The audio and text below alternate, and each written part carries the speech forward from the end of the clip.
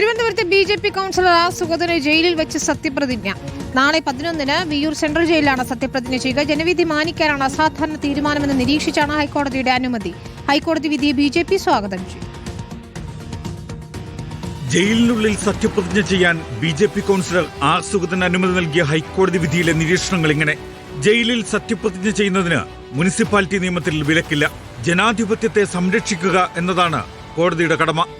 ജനാധിപത്യത്തിൽ ജനകീയ കൽപ്പന മാനിക്കപ്പെടണം.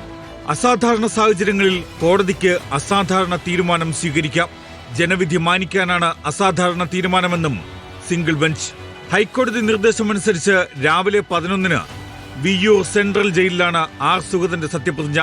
മേയർക്കും പരിമിതമായ എണ്ണം ഉദ്യോഗസ്ഥർക്കും മാത്രമാണ് പ്രവേശനം. കോടതി പറഞ്ഞ സമയത്ത് തന്നെ ഞാൻ മനസ്സിലാക്കുന്നത് 11 മണിക്ക് സത്യപ്രതിജ്ഞ ചെയ്യണമെന്നാണ് പറഞ്ഞിട്ടുള്ളത്.